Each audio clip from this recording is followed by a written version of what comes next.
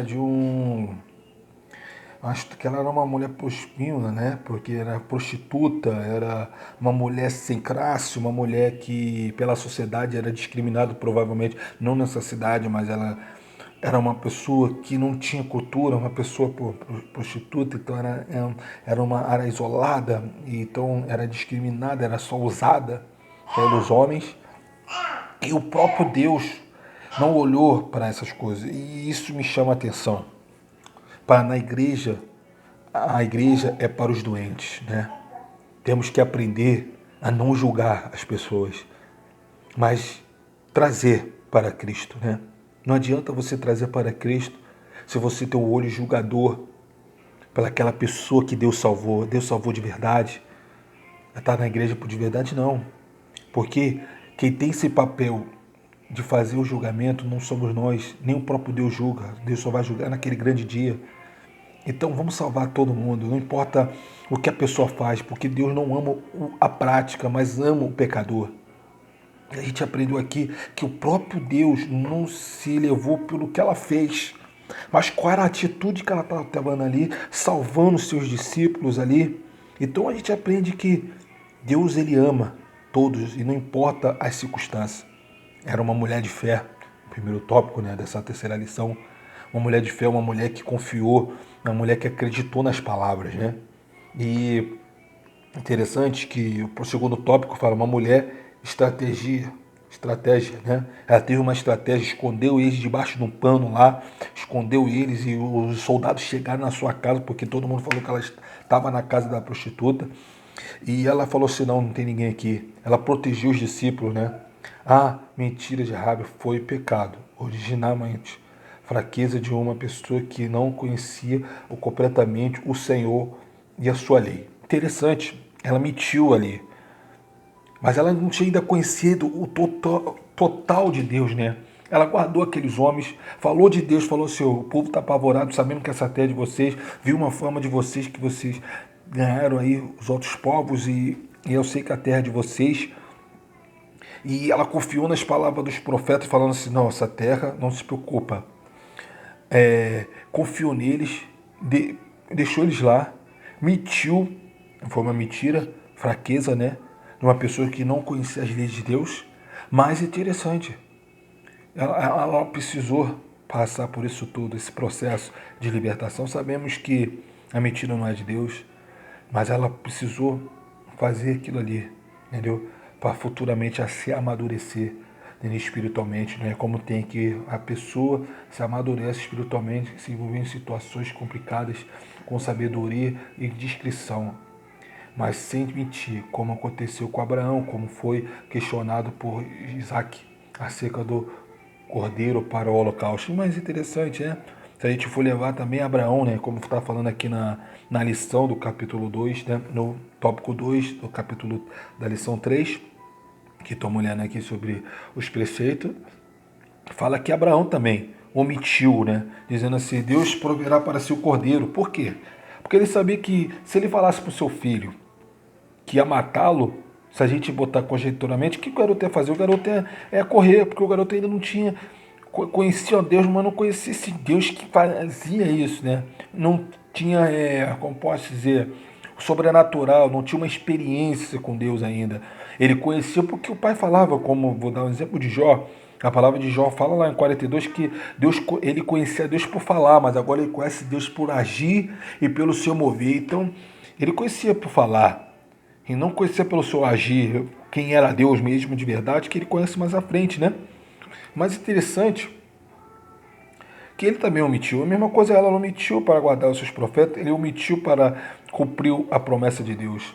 Esse como pode ser, é a escada do amadurecimento. Tem hora que coisas complicadas vão acontecer na nossa vida que vamos precisar sair um pouco da realidade que vivemos, né? Vamos ter que estar fazendo coisas que às vezes por nosso coração, né? Nosso coração, e às vezes vamos precisar surpreender a Deus, né? Porque tem aqui a longanimidade de Deus, em relação a suportar nossos muitos pecados surpreendentes. O Senhor não nos destrói por nossos erros, mas nos corrige com sua palavra e obede, obediência, né? Não, abençoar e disse, vai e não peques mais, né? Como diz em João 8:11. O que acontece? A gente tá, principalmente, a gente não é santão, santarrão, né? Então temos que entender isso. Vamos errar, vamos pecar. Mas interessante, a diferença de nós para os outros é o quê? Que o que reconhecemos que erramos. Somos sinceros na hora de pedir perdão, choramos na presença de Deus. E foi ela aqui, ela pode ter errado, Abraão pode ter errado, mas aqui pode ter omitido, mas ali o que aconteceu? Ele teve a remissão. Como ele teve a sua remissão?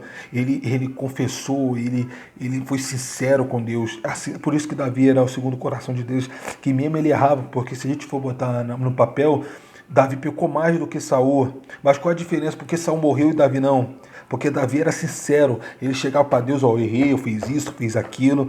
Não importa se Deus já sabia, mas ele confessava com a sua boca os seus erros.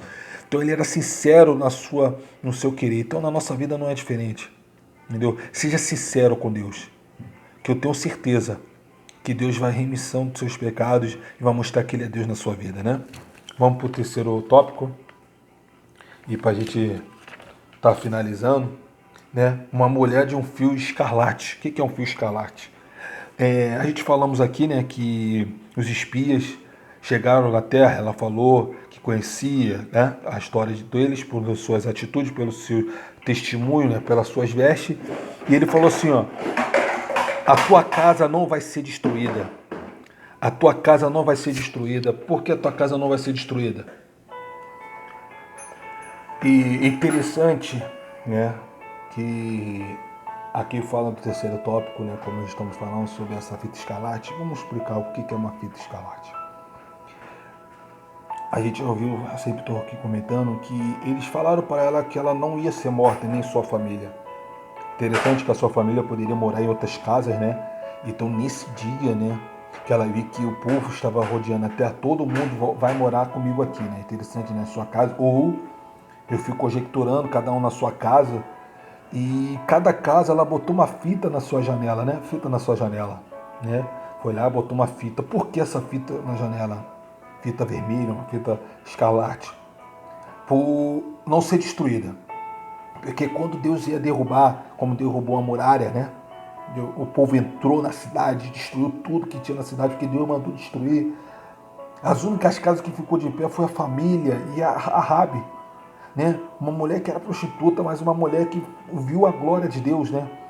Guardou os seus discípulos ali, guardou, e eles falaram para ela, se profetizaram para ela. Interessante que eles profetizaram e aconteceu, né, na nossa vida.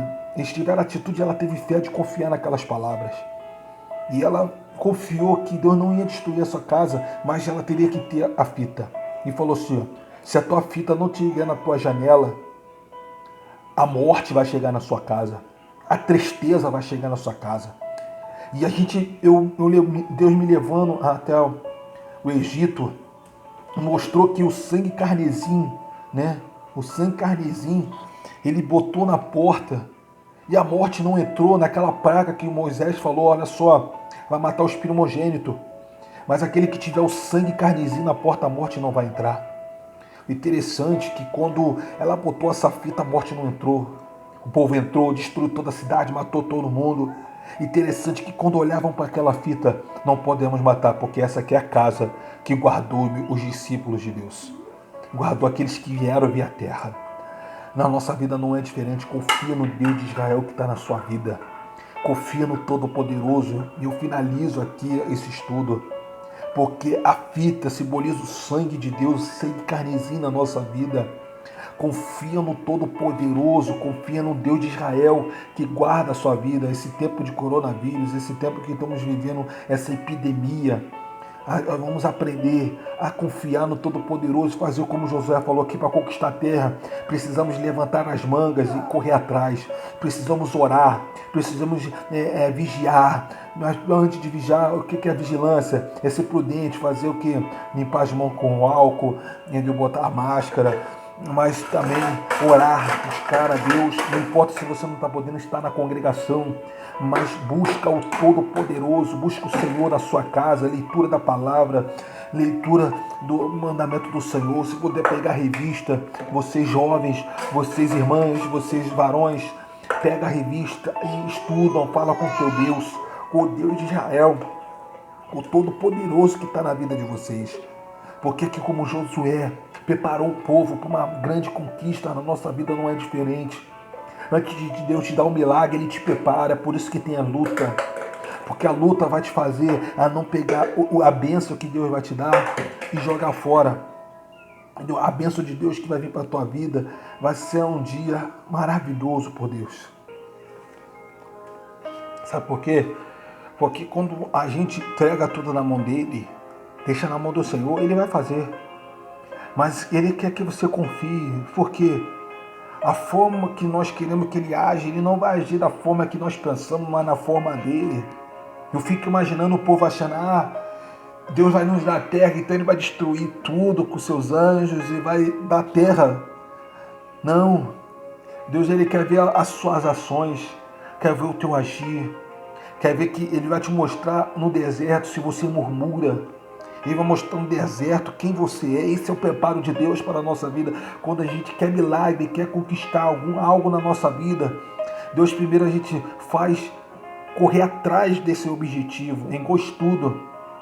Quando você está estudando, você tem um sonho, mas no meio da caminhada do estudo vem o sono, vem a preguiça, não quero mais estudar, quero pular as etapas, quero logo trabalhar, né?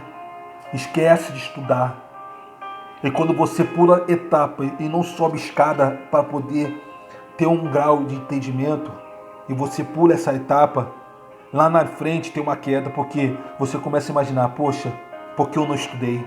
Porque eu pulei etapa para conquistar o que eu conquistei hoje? Eu poderia ter conquistado com mais suave, com mais delicadeza, não com suor, mas Deus me deu uma estratégia para ter um fardo leve nas minhas costas.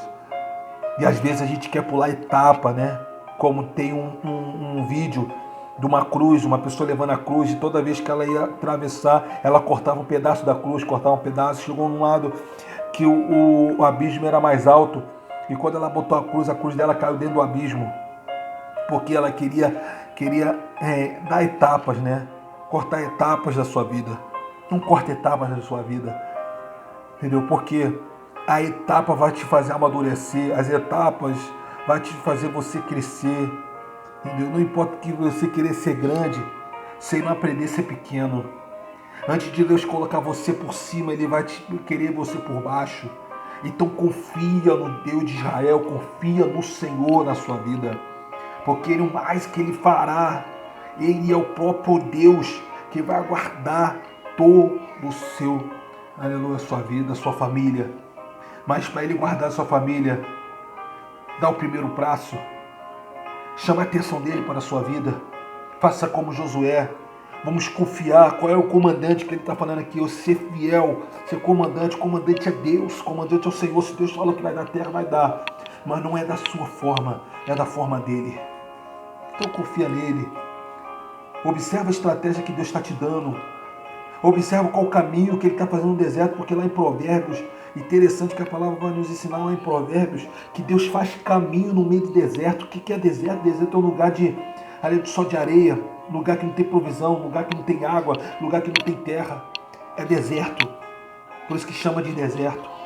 Mas Deus manda te dizer que no meio do deserto tem provisão, no meio do deserto tem chuva, no meio do deserto, onde que não chove vai chover.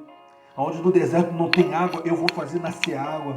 Onde no deserto não tem nada para comer, eu vou mostrar para ti que tem como você comer. Então, confia naquele que te chamou. Eu deixo essas palavras para vocês, deixo esse estudo. Todo domingo eu vou estar dando estudo da Escola Dominical dos Jovens. E que você ouve, preste atenção em cada palavras, tudo que foi falado. Que eu tenho certeza que o Todo-Poderoso está na vida de vocês. Confia no Senhor, confia no Deus de Israel, que o mais Ele fará na sua vida.